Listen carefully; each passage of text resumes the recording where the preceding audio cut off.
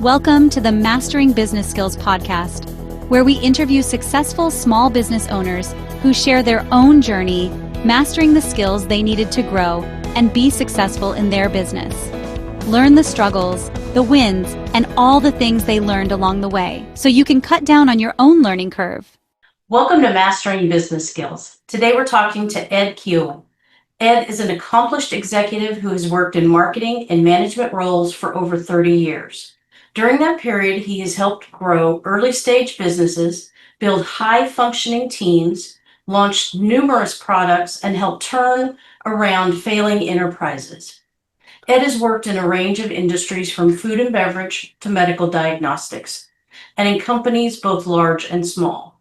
So as a business coach, Ed works with small to medium-sized companies to define clear goals, tackle obstacles, and craft a practical roadmap for long-term success. He helps leadership teams improve communication, efficiency, teamwork, refine critical processes, and drive profitability. Ed's mission is to bring clarity to the strategy and planning of the business and guide the execution that will positively impact results. Ed also works with individual business leaders to improve performance, decision-making, and efficiency. He pushes them to manage their time and find balance between work and life outside of it. Ed wears 3 hats: coach, advisor, and accountability partner. Each role is critical in helping his clients achieve their goals. Ed is also a certified business and executive coach, the president of Clarity and Impact Coaching, and is based in Southern New Hampshire. Welcome to the show, Ed, and we're so happy to talk to you today. Well, thank you. Thank you for having me. I'm happy to be here. Good. Tell us a little bit more about what you do and what inspired you to start your business. Yeah. So, what I typically do is, I've been in, as you said in the bio there, I've been in a lot of different kinds of companies and a lot of different kinds of corporate organizations. And the roles that I always found myself enjoying the most, and I didn't always get a chance to perform them, the roles I intended to enjoy the most were roles where I was dealing with team members, teammates, growing an organization, trying to develop particular skills or capabilities, taking a business that was struggling a little bit and seeing if we could get it turned around sufficiently to make a profit, that kind of thing. And what I realized is that a lot of that is it's more of a coaching mentality than a consultative mentality. It's more of a coaching mentality than even a managing mentality. And when I had an opportunity to move into a business coaching kind of business about 4 or 5 years ago now, I jumped on it, and I'm so happy that I did. I really have never looked backwards since. I think of the only regret I have in getting into coaching is that I didn't do it 10 years ago, because I think I would have developed my skills further and faster. I'd have a slightly bigger book of business, perhaps, or a different kind of client base. But it's been one of the most fun and interesting and inspiring career moves I've ever made. That's awesome. That's awesome. So was it an easy transition for you to go from being an executive to a coach? I mean, Yes, in a way. I mean, as an executive or working in a business where you have some defined objectives that are not necessarily set by yourself, um, you have deliverables, right? And so you're always managed by you're always judged and managed on those against those deliverables. right. As a coach, it becomes very, very different. Like for a while when I was a consultant, as a consultant, you're asked to solve a problem. Someone says, okay, I'm going to hire you to make a model for this business, help me launch a product. You're going to do an analysis of this or an analysis of that. You're asked a question, you give an answer. And as a coach, that doesn't really happen. As a coach, your job is not to just give the answer. When someone says, hey, what do you think I should do? I have an opinion. I have a fairly well-educated opinion at times, but I had to learn to resist giving that opinion right off the top of my head, because that's not really coaching at that point. You're just consulting. And one of the things I had to learn as I went through kind of the certification process as a coach is how not to be a consultant and to be a coach. And it's kind of the teach a man or teach a woman to fish as opposed to just throwing a trout on the table for them, you know? And so that was a difficult adjustment for me to make. And I know that the people that were coaching me as I was going through my certification and my own mentors who have helped me to become a better business coach are always harping on me. Don't just provide the answer. Help the company to see the process of getting to the right answer that they can develop those capabilities on their own and not just you be the answer man. And it's hard because in some cases, and Erin, I'm sure you see this in your world, that in some cases the answer to an outsider can be really, really obvious. You know, I'll have a conversation with a potential client, and they'll be talking about needing to get balance in their life, or gee, my kid's in little league, and I want to be able to make it to the late afternoon games, and I can never, ever, ever get out of work, and I'm so frustrated, and I hate my company, and I hate my job, that type of thing. And the answer is so easy. On the surface, it seems so easy. Let's change the number of levers that you're holding. Let's add in some infrastructure that's going to allow you to delegate more and get you out of there by 4 o'clock in the afternoon so you can go see junior's little league game, or you can go see your daughter's recital or softball game or whatever. That seems so easy, and you have to resist the temptation of just giving that answer. Does that make sense? Yeah, It does. absolutely. Yeah, I so like you have to. So good coaching, from my perspective, good coaching starts with lots and lots and lots of questions, digging really deeply beyond just the surface of, let me know your numbers, let me understand your strategy, let me take a look at your org chart and see what kind of processes are bent or broken. It's more than that. It's getting down deeply into what's affecting the reason why they're even having a conversation with you about potentially coaching, and really getting to understand what's driving this person or this company or this leadership team. What's the absolute rock bottom thing that is most important to them, and then helping them to find a way to get there.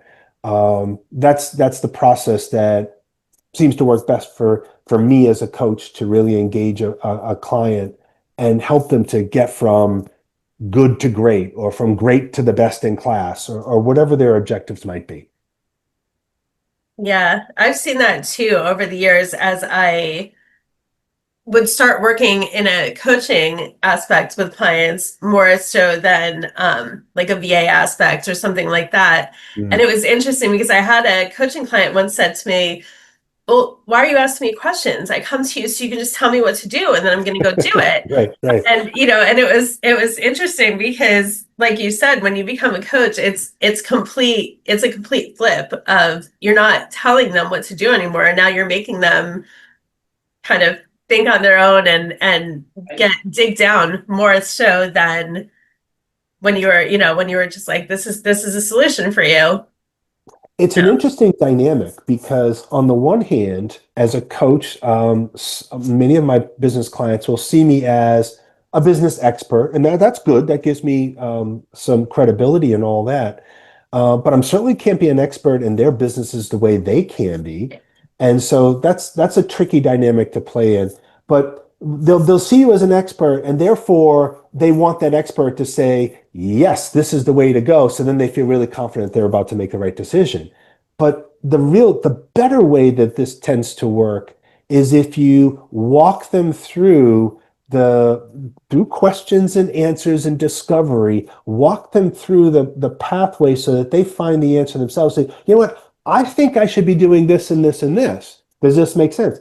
Yeah, it might be. Let's take a look and see how we might be able to get there and make that happen. Oh, if we did it in this way with this sequence of events or activities, I could see myself getting free on a Thursday night or a Saturday morning, or, and it's not always about time. There's always something, right? I'm Right. just choosing that particular instance, Right. but you can see how they're finding the answers on their own. It gives the answer a whole lot of weight when they say, gee, I kind of figured this out on my own.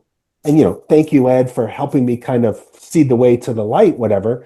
But they have a lot more buy-in when all of a sudden it's their decision. They've seen the steps in the process and the thought process that took them to that decision, and they have a whole lot more confidence that it's properly thought through.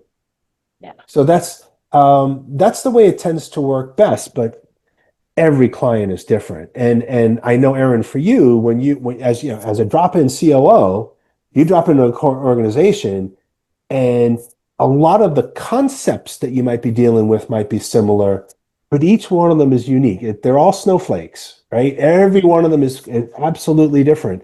And I see that as well with my clients. I actually am working with a couple of different plumbing companies right now, and they are as different as night and day. The only thing that's the same is actually when they get inside a house or a building and do work.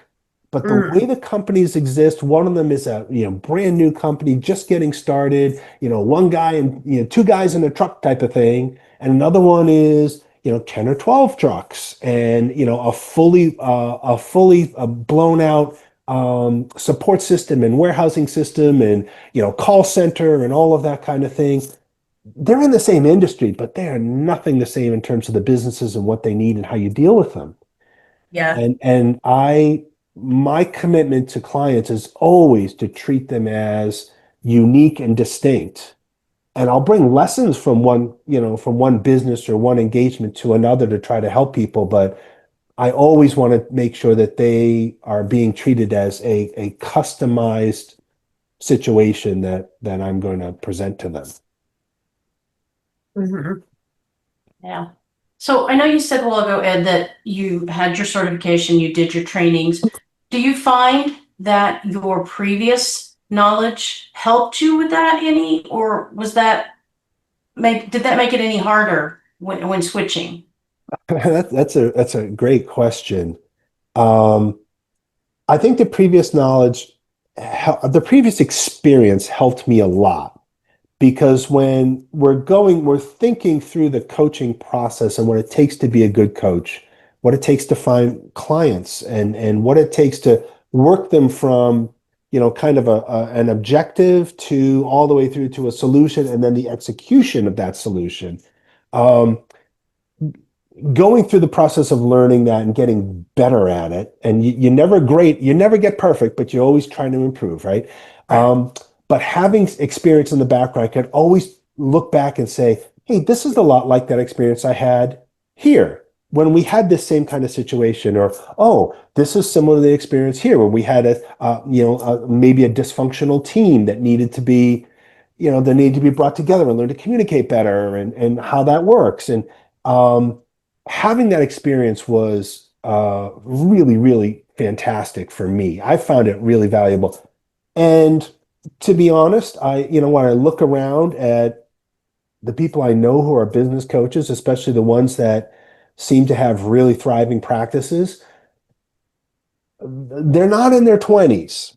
You know what I mean? And that's not to besmirch anyone that's in their 20s, because they know stuff that I have no idea how to do. And I'm counting on people like in that age range to do certain things for me and my business that I can never do. Fine. But that there's a certain aspect to having some experience and having something you can relate to, especially because one of the things that I use when I'm coaching is to be able to relate experiences, to be able to tell a story to the person, to kind of illustrate a point that I'm trying to make. And it's nice to have real world experience that says, yeah, you're not the first person to be, for example, having a leadership team where there's dysfunction, and, Bob and Carol don't talk to each other. And why is that? And well, I had something similar back then, and this is the way it worked, and this is what I found. And here might be some ways that you might want to try to attack it. Right. And so having that experience I found was great. It did mean that there were some things I had to unlearn, for sure. Not being the answer man was being one of them. But yeah, certainly having that experience just made it so much easier for me to relate to what I was trying to learn and the skills I was trying to develop from a coaching perspective. Okay, good. Now, I know that you said earlier when we first started talking that you wish that you had made that switch earlier. What about, were there any skills maybe that you wish that you had learned any earlier? Um, yeah, I think if yes, absolutely one, and it should have been top of my head, and I apologize for not having it jump out. I wish that I learned to be a better networker earlier in my Mm, career. yeah, That is something. My wife is a salesperson. She's a fantastic networker. She's the type of person that will be at the grocery store and she'll strike up a conversation with the person next to her in line. And next thing you know, she's got a phone number and a connection. And it's like, and it's just natural. She's just curious about people and she connects and maintains connections for decades, right?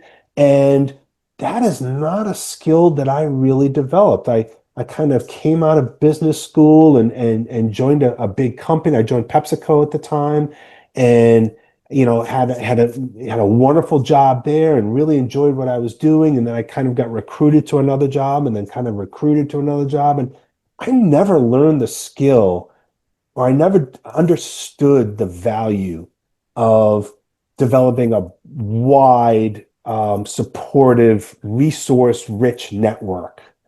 I yeah, had all the people that I may have worked with and had fun with and were friends with, but I never saw the value of developing that until all of a sudden I'm a business coach and I'm saying, oh, wait a minute, I need to reach out to all these people.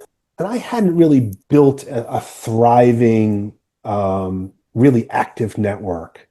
And that was something that I put it this way. I've got three daughters who are in their, early mid 20s and they're just starting in their careers. And it's the one thing I am hounding them on is to learn how to be good networkers because that yeah, was not a skill of mine and I'm still not super strong at it. And I wish I had.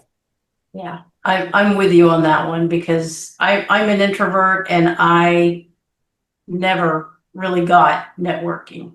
And I struggle with it still, but yeah, that's something I definitely wished I'd learned how to do better I early. had this weird thought about networking that was so backwards and upside down earlier in my career. I had the impression that to keep in touch with people just because they might be useful to you someday. I thought of it almost as manipulative, or I'm using them, but I don't really value them.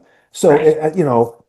it felt fraudulent to me. Yeah. And the Yeah. thing is, my attitude on it is completely flipped because I see it in a different way now. It's like, no, Yeah. if we maintain our relationship, there will be a time where you could be of benefit to me, and there will be times when I'm benefit to you. You want to Right. give me a call and say, hey, do you know a lawyer who practices in this area? Do you know an engineering firm that does this kind of work or that kind of work? Oh, I need a web developer. And, do you know someone who does work in this area? And those are all things that were it's a kind of an old school type of perspective that, hey, if I need somebody, my company, because I was working at companies that are highly, very well resourced, we'll hire them. And it's like, no, that's actually not the best way of going about doing things. I'd rather, instead of putting something out to bid, I would rather, be introduced to somebody that a friend of mine or an acquaintance of mine has had wonderful success working with who does that work in that Right. space. That's so much smarter. Right. But that was just something that I missed early on in my career, and that's a real failing. Yeah. I agree. I'm right there with you. I thought it was So always kind of, I don't know, sleazy, is the best way I can describe. When I went to yeah, networking oodles of years ago, it was just like everybody wanted to sell everything. And I know that's not what networking is about, but I think that's the impression that I got when I first started getting into, any networking groups. And it was just like well, I that. had never had to join, never had to is not a great word. I had never been in a situation where I would consider joining Chamber of Commerce or a BNI or Provisors or any of those kinds of things. And I had networks of, friends and acquaintances and all, but not in quite the same way.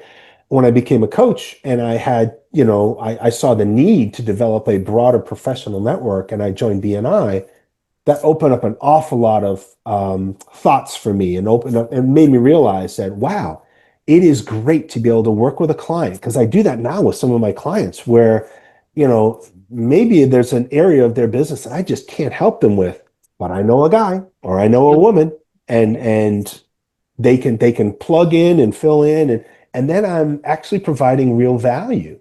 So even if I end up not being, I'll be in a discovery call with a potential client, it turns out that, yeah, it's not, they don't really need my coaching, or they're not really ready for it yet, but I can help them with a resource that they needed. I've still provided some value. And as long as I'm providing value in some way, shape, or form, I feel like I'm on the right track as a coach. Awesome. Yeah.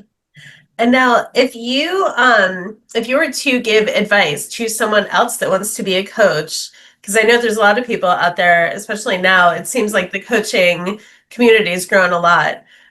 What would your advice be as far as starting that business and getting those clients, those initial clients and things? Well, I would say maybe don't do what I did.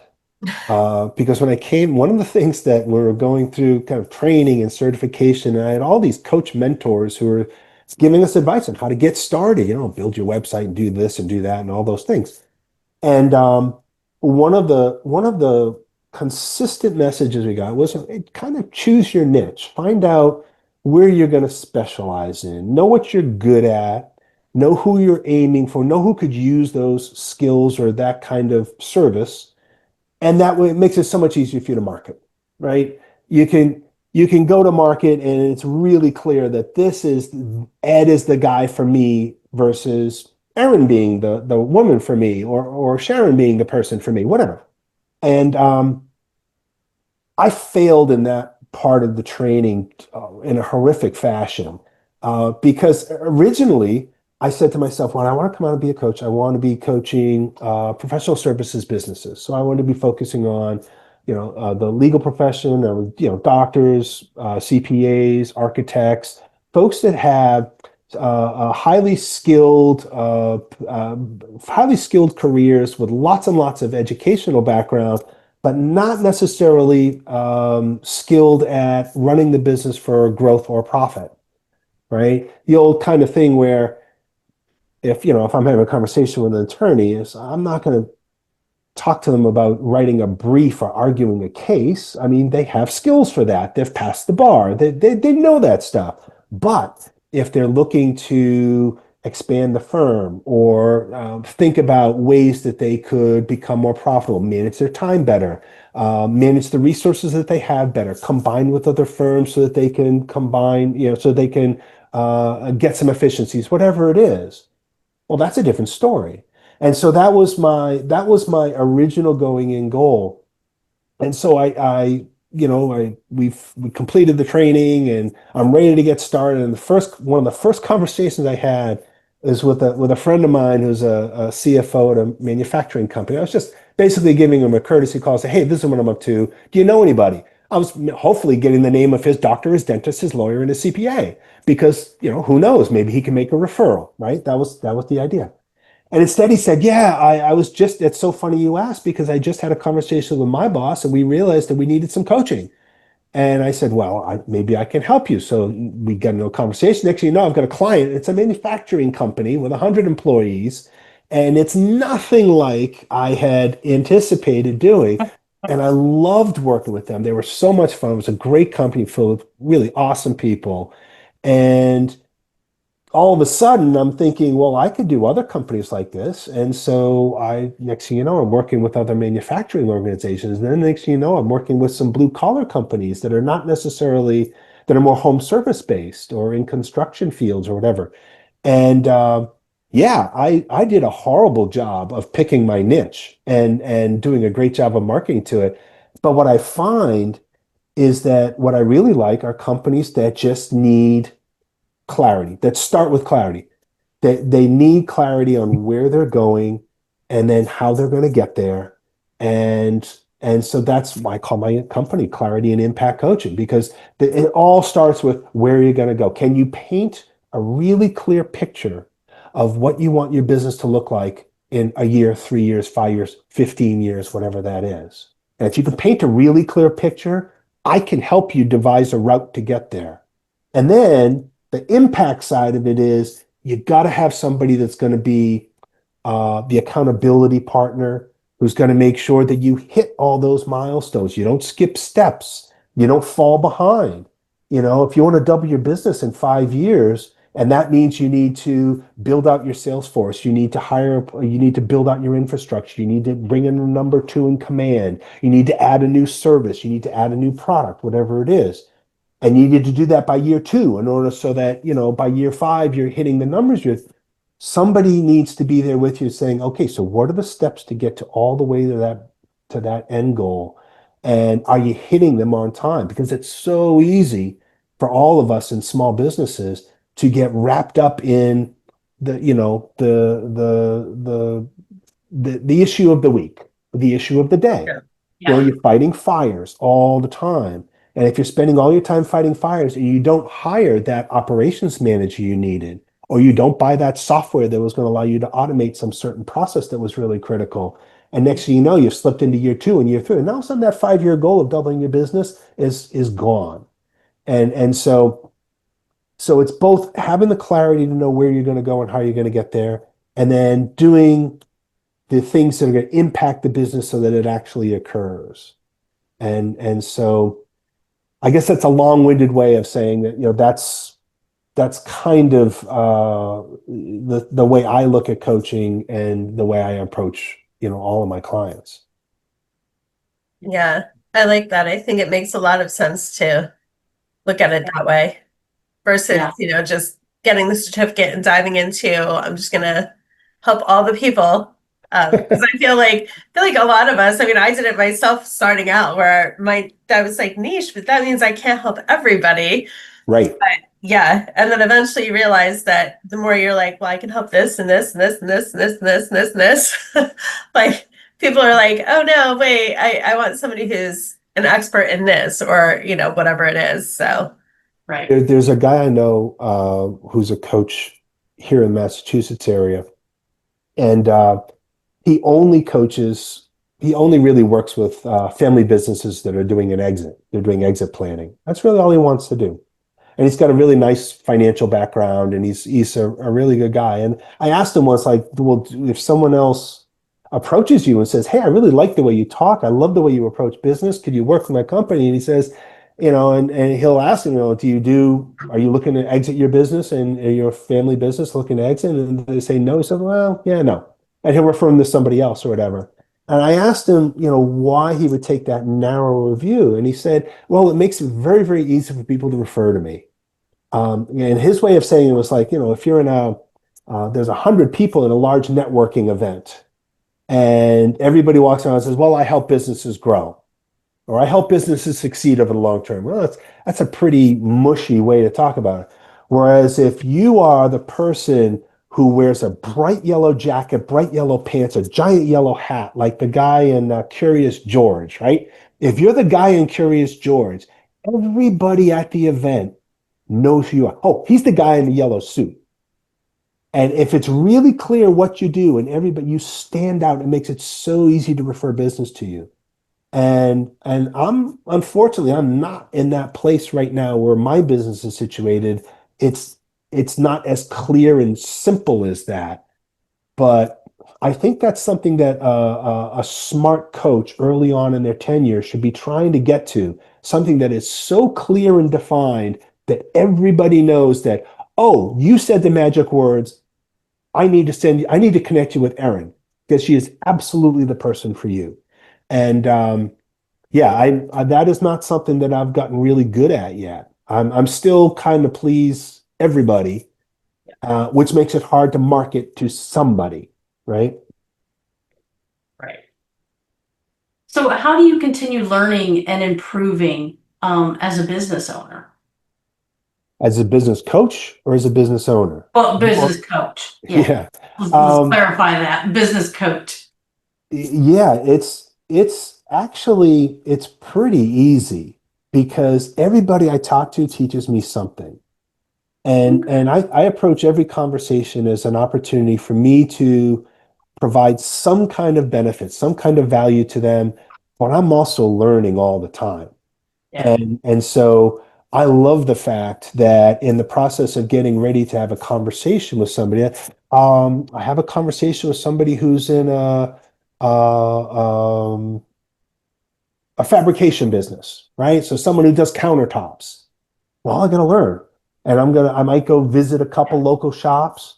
I might look at what the materials are, what's the latest in terms of technology, what kind of processes are out there, what kind of software might they be using, and I'm learning just so that when we have that conversation, I can listen with the right ears and the right kind of mentality, and then I'm going to learn a little bit about that particular business. And I'm going to find out what their issues are, what their opportunities are. I'm going to find out what the idiosyncrasies of that business are compared to what I might have seen in the broader sphere.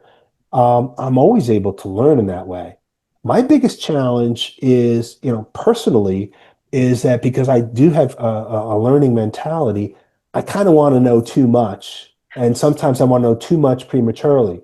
And so the thing that my coaches are always warning me about is don't go down rabbit holes before it's time, right? So I'll be ready to get into a meeting with with a fabricator, for example, and I'm learning everything there is to know about this kind of stone and that kind of stone. It's like, no, you don't need to know that yet. First, let's just make a connection, and so it's learning for the pursuit, for learning just to learn more and know more because you're curious. That's good, but it can also have a downside if you're not disciplined.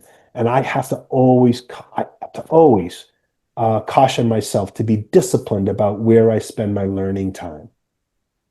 That's great advice because I do the same. I have to kind of curb my curiosity when I'm Yeah, talking to a new client. no, Otherwise, I yeah. mean, it's wonderful to learn stuff. Yeah, you can win games of Trivial Pursuit, I guess, but there's a point at which it has to be a little bit more intentional and it has to be a little bit more disciplined. So for me, I work a lot with clients on managing time and setting priorities because that's a challenge for a lot of people, especially small Oh, business yeah. owners. Yeah. But I work with them on that because it's something that I see as a problem with myself personally and how I manage my own business. And I'm a small business owner too, and it's very easy for me to get trapped on something that is interesting but not moving my business forward. Right. And knowing which items are going to move your business forward as opposed to which items are just simply going to make you a more interesting person at a cocktail party, you got to know the difference of that. Yeah, absolutely. That's great advice. Yeah. I find that the things I'm most effective at coaching are the things that I've had to struggle with myself, Yeah. right? Things that I've found very, very easy to do, I sometimes realize that I don't coach them as well because I might not understand. I might not be apparent to me the struggle that my client might be going through in doing such as whatever the subject is that we're working on. Yeah. I kind of have to keep that in mind too when I'm teaching. It's like, okay, they're coming to me because they need to know how to do this. And I don't Right. think that it is like everybody should know how to do this. And my husband reminds me all the time, not everybody thinks like you. You have to think like them. And so, yeah, yeah, Yeah, well, it's a little bit like what you see in professional sports sometimes. Was there's this old saying that the most talented star athletes don't necessarily always make the best coaches because they do things naturally with physical gifts or mental gifts that other people don't have, and so they can't really relate to somebody who just right. doesn't who lacks that physical gift. Yeah, And it's not a universal truth because there have been a lot of great basketball players, for example, who have also become wonderful coaches. Right. But then there are some that, by dint of their just being so physically talented, they can't relate to somebody who couldn't run and jump the way they could run and jump. Right. That's true. That's very true. But everybody could use coaching. And one of the things that, and this is not so your whole audience says, oh, I got to go find a coach tomorrow. But when you think about, whether they're the most successful business people on the planet, they have coaches. You think of like the greatest athletes. Tiger Woods has multiple coaches, swing coaches, psychology coaches, training coaches, putting coaches, and the goal for those people is not to do things for him, but to help him to execute the things that he needs to do to be successful. And that's the same way a coach for a business is kind of designed to work. I'm not going to go in there and make the decisions for you, but I'm going to set you up so that you have the right approach, the right construct, the right concepts of what you're going to try to do. You have a clear strategy in mind, and you can execute the decisions you need to do to move your business forward. And Erin, when you think about you drop into a new organization, and you obviously know a little bit about them as on the way in the door, but as soon as you get there, it's how do you create an environment where they can be super successful, and then maybe even eventually plan your departure, because they're going to put in they're going to hire a full-time COO or something, and your Right. goal is perhaps to streamline the position, get all the responsibilities lined up, get all the resources lined up, make sure it's very clear, all the expectations, all the points of delegation, etc. Do the job a little bit yourself, and then say, okay, here's the person, here's the right profile for the person that can do this job, and then you go away and the company is off and running, right? That's something that you can do, but it's setting them up for success and not Yeah. necessarily you doing all the stuff yourself. Right. Exactly. So what does success mean to you, and has that changed at all over your career, before you became a coach and after? And Yeah, it actually has changed quite a bit. I remember early in my career, I was very much I was a scoreboard guy. So to me, a good day was something where I could see kind of real results. The ball kind of moved forward a little bit. One of the companies I was at early on in my career it was relatively early in my career. We had four little businesses when we started out. This was a tiny little company. We had maybe 30 people on the roster when I first joined. And by the time I left, we had thousands, tens of thousands of people, because we had made lots of acquisitions. The company had grown really large. But early on, we had these three little businesses. We had a couple of OTC businesses and a private label business. And each month we would set our monthly goals, average daily sales in order to hit that monthly number, in order to pay our bills and, keep the bank from taking over the company. It was that kind of level of simplicity. But every day, if our sales orders reached that daily average, we would have actually an audible sound that we would have. We'd have a gong and a bell and a little horn. Mhm. And over in the finance department, when the sales would be counted up at the end of the day, and we're all in a little tiny office, so they would ring these chimes and everything, and we would sit there and say, okay, well, we hit our number today. And now, granted, our job was not to hit the number that day. Our job was to create a circumstance whereby we were going to hit the number every day, every month, every quarter, and then expand from there. But I realized that Pavlovian kind of response was actually really important to me. And so tracking numbers on a monthly, quarterly, annual basis was actually really important to just see, like, am I hitting my objectives? And as a coach, it's no longer my objectives that really matter. My own personal business, obviously, I Right. need to grow and I need to network. I need to do all the things I need to do to be successful as a coach. But my coaching engagements no longer, I'm no longer responsible. I'm no longer getting that daily feedback, right? Um, so the nature of what makes me, the nature of what I'm shooting for changes. And so It's interesting for me. I've had this has happened like three times now. Once it was only about 4 or 5 weeks ago that one of my clients said this is when I have a conversation, we're finishing a coaching session or whatever, or finishing a day-long meeting, and we're about to hang up, and my client says to me, sometimes I think you care about my business more than I do. And that to me is like the greatest thing I could hear, right? Because it shows that, first of all, they're seeing my passion for their business, that I'm fully invested in their success, that, I'm pushing them maybe at times when they don't even want to be pushed, but they're realizing it's for their own good or whatever. But that's kind of what I play for now, is seeing a client have, real success and realize that it's at least partly due to the effort that I'm putting in to help them to be as great as they can be. And yeah, that to me that's my definition of success now. Now, obviously, as my coaching business, it's still it's revenue and it's profit and it's growth and all of that.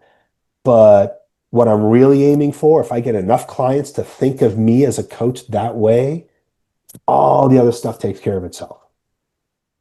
Yeah. So do you have any type of daily practice or anything that you do every day or the beginning of each week or each month to kind of reassess where you're at, make sure you're hitting your goals, make sure you're, getting done what you need to each time? For me, there it's a weird thing. In the business coaching world, there's some kind of some metrics that really tend to play out, providing you can do what you say you can do, that you can coach, that you can create relationships that are working and have long-term success attached to them. But there's some, it all starts with how many conversations do I have with people that run businesses? Because for me, that is the most important thing, is just find somebody that has a business and have a conversation. And very few of them lead to actual coaching engagements, but I always learn something.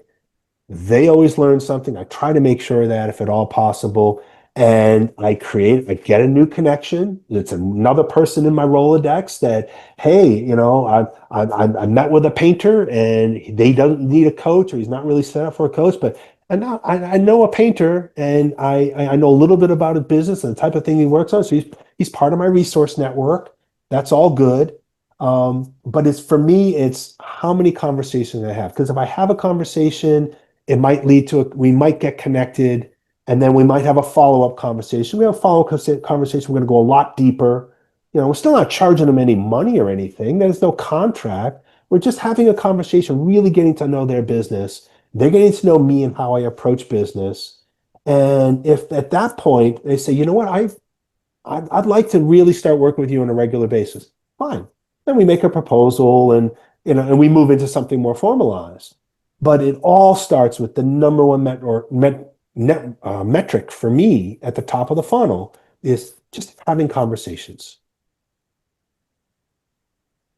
And that's crucial for me. And because, I those conversations always lead to a little bit of something, and that's so that to me, that it all starts with that. And so if I don't have enough conversations lined up during the week, I can get kind of antsy. I'll go to my BNI meeting on a Wednesday morning, and I'm really kind of pushing, hey, who do you guys know? You guys all know 250 people that, and a lot of them have a business or know someone in a business. And all you have to do is hear the magic words like, Erin, I know for you, if you hear about a business that's struggling with growth, or that is, growing a little fast, and the owner's getting a little overwhelmed and they need some assistance at the top ranks. I mean, those are kind of the magic words. It's the same thing for me.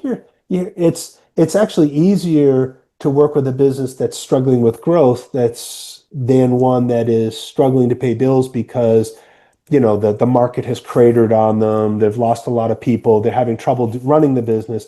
Those are hard businesses to get to get coaching engagements from, because a lot of times, the finances don't allow them to pay a coaching fee. That's just the reality. And so you'll end up doing whatever you can, but you got to be realistic that a business that is small and struggling isn't going to be able to pay someone like myself or someone like you to help them out potentially, or maybe not for a while until they get things turned around. Mm-hmm. So what's next for you, Ed? Well, one of the things that I'm trying to do, especially in this economy is this tricky thing for some of the smaller businesses that I work with. So my sweet spot for coaching clients is business between $1 million and $5 million. I've worked with businesses up 20 and over, 20 million and over, but the sweet spot for me is a little smaller than that.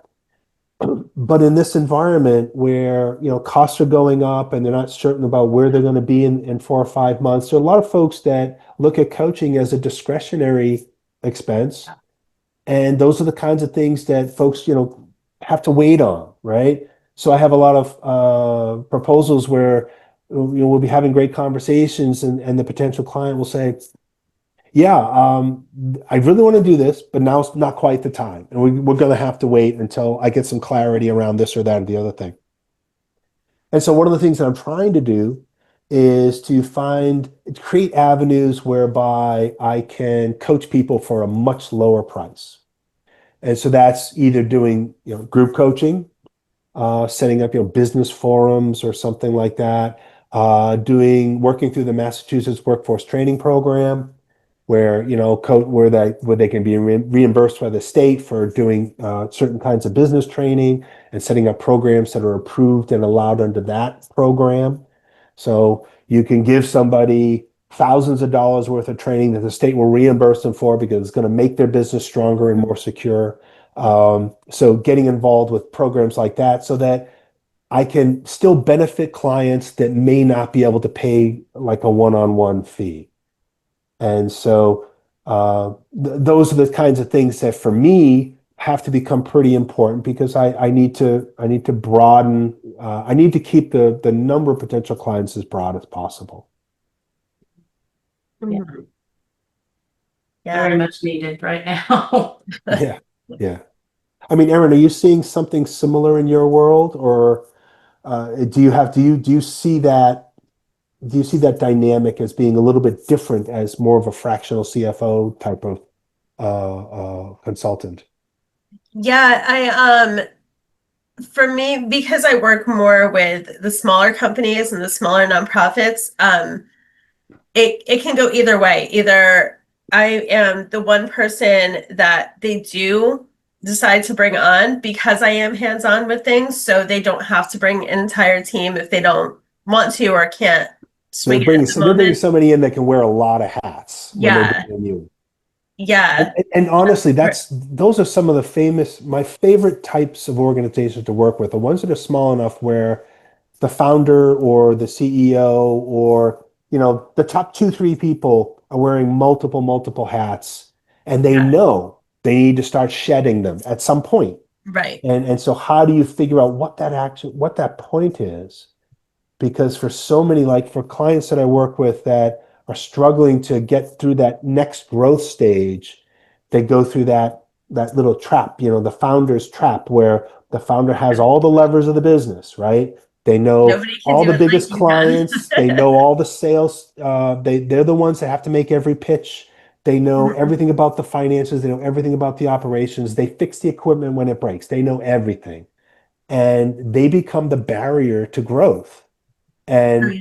it's sometimes they don't even realize it. They just don't, all they just know is they're getting overwhelmed.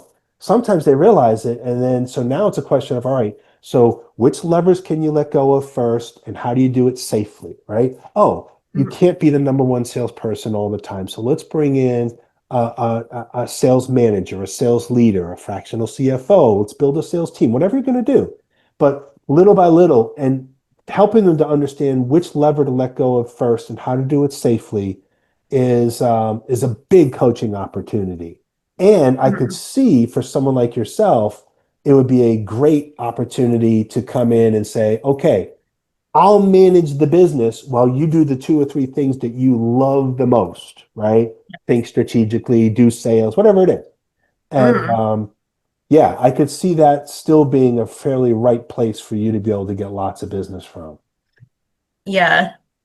Yeah. Although it's also on the flip side, if they are cutting expenses, sometimes because they have that knowledge, Right. your hours will be the first cutback. Like, we're not gonna let, we're not gonna let go of you because we need you, but we're Right. gonna cut you back to like the bare minimum. So I mean it happens occasionally, just until they can but that's I think where that coaching aspect comes in, because when they're pulling back after they already delegated and they're pulling everything back, it's it should make them realize that it's actually harder to grow that way, because now they're back to doing all the things that they gave up and had time to do everything else, that they should be doing. So that's Right. where I definitely think a coaching aspect comes in really Yeah, good with the growth. it's almost like a weird psychology that's taking place when that happens because it's they're remembering the good old days when the business was Yeah. growing and they held all the levers, right? And and by going back to those good old days, they feel like they'll be safer. But what they're really doing is just putting a giant brake on the growth of their company. I have a client that I work with right now where he knows everything about the business. He is really, really smart. He's very, very driven. He's a great learner. But when the company starts to struggle a little bit, the first thing he does is go back to grabbing everything and taking control of it. And the challenge we have as we work together is to try to, like, once you've let go of something, let's try to create a little bit of distance from it so that you don't reach back and grab it again, because that's just Mhm. demotivating the people you've put in place to manage that aspect of the business. It's it's getting you out of the CEO seat and back into the manager seat, or even worse, back into the firefighter seat. And my struggle is always to help these folks to look up and out and not kind of look down at their feet. If you spend all your time walking down the street looking at your feet, you won't trip, but you'll run into a wall, right? Yeah. And so my work with clients oftentimes is try to get them to look up a little bit more frequently. Hmm. Yeah. I like that. And keeping them, on target with, letting go of things and bringing Right. on the right people in the right seats, because that's a big issue too, making sure you have the right person to take over that project that you're giving away, or that, daily task or whatever it is. Um, Having that strong team helps to. Do you find that when you start working with a client in a new engagement, do you find that one of the things you're pulled into is the whole HR aspect of it, Mhm. of identifying the right talent, job descriptions, playing almost a pseudo HR VP kind of role? Do you find yourself doing that? Oh yeah, absolutely. Absolutely. And is that a And role you meeting feel the comfortable team. in? I have gotten comfortable with it over the years. When it comes to more like a deeper dive in HR, I'll always recommend, another fractional HR person that, I have a few of those in my network. But I have initially, someone that I could recommend to you who would be a good person to add to your network, someone who can come in and do okay. an HR audit, as it were, and just kind of Yeah, you give you a sense for, like, okay, there's 10 things that you could do, there's two things you kind of need to do, and that way you can still focus on getting the rest of your broader job done. I can see yeah. that being the role that you play is so important that you could see all the warts and you Mm, can't deal with them all at once. And so for yeah. you have to make real choices as to where you put your focus, unless you're given really good direction. A lot of times, I'm sure the CEO knows exactly what they need for you, and that becomes pretty Right. easy. But when they don't, when they just simply, I need someone else to bounce ideas off of, you're basically an internal coach. Yeah. That's that's where you really have to make some decisions. Yeah. And making sure that the existing team is in the right seats, because sometimes you have those conversations and Yeah, yeah. you find out, Joan hates doing what she's doing, but Betty loves doing that, but she's not in that position. And when you kind of sit down and get the team together, and there's that safe space and an extra, neutral person Right, to say, hey, let's talk about, what you do like and what you don't like about things. When you move them around, sometimes it's just a matter of internally moving the team members or the subcontractors around to doing what they're strong at. And it makes a world of difference. And it doesn't mean letting go of people and hiring new. It just means making sure that everybody's in the right area for yeah. them. And you kind of treat it as not a you stink at this and we're going to try you someplace else before we throw you out. That's not it at all. It's more like, Right. wow, you have such knowledge of the company. We can work your skills into this opportunity over here where it can make even a greater impact. And now all of a sudden this person's motivated and they're happy and yeah. Mhm. But Makes a difference. it takes a certain deftness to be able to do that. You have to be able to deal with nuance. You have to be able to communicate really well. And I Yeah. suppose sometimes you probably have to coach your CEO on how that has to work. Because Yeah. I have one client where the CEO is very impulsive, really smart, but very impulsive. So when he thinks of something, it happens now. Mm. It's never tomorrow. It's never the next day. It's happening now.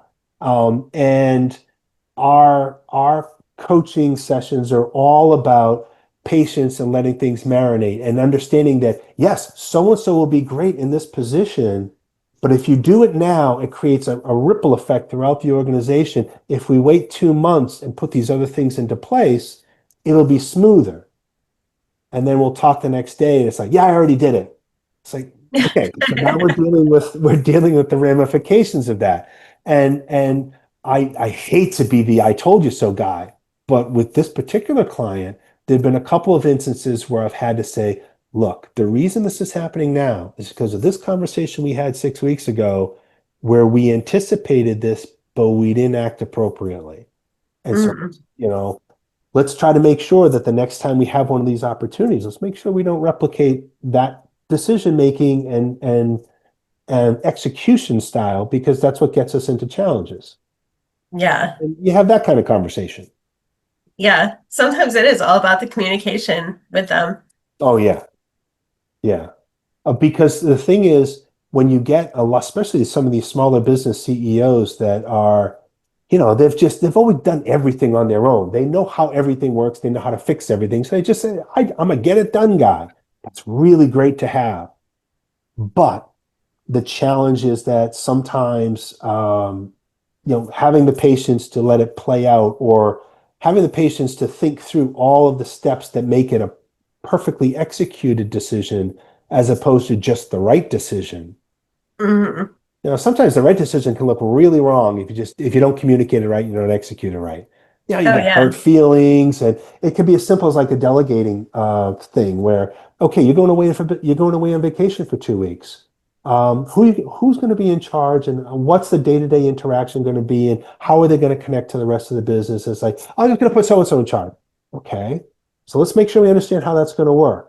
Because if you just do that, you go away on vacation. Next thing you know, you've got two other people that call out sick 3 times while you're gone because they're hurt. Their feelings are hurt because they were never considered to be someone that you could trust while they were gone. It could be as simple as that. And it's just the ripple effects to the business are, all driven by sloppy communication, right? Yeah. Yeah. I mean, Sharon and I have worked with a lot of clients together over the last like 15 years. And we've seen it where, the business owner will get this great idea. Like, we have to have this system in place. And this is what we're going to do. And this is the timeline. Right. And Sharon and I will get on a call and look at each other and go, that can't be the timeline because they're missing these 12 pieces to go in the backside of, Right. like, ta-da, it's ready. So yeah, it's a lot of times you have to then kind of coach them through and walk them through like, okay, well, that's a fantastic idea. And I understand that you're seeing these parts, but these are the parts that you're not seeing because that's what we make happen on the flip side. And, but your timeline of having it done in 2 weeks is more like having it done in 2 months by the time we get all of the moving parts and all of the team members working together. So, And so Sharon, for you and for Erin, for both of you, your skill has to be in the area of how you communicate that. Yeah. Because there's a way of communicating that makes the person feel stupid. that makes the person Yeah. feel like they're way too impulsive and they don't mean to be that way, or that they just don't have your wisdom.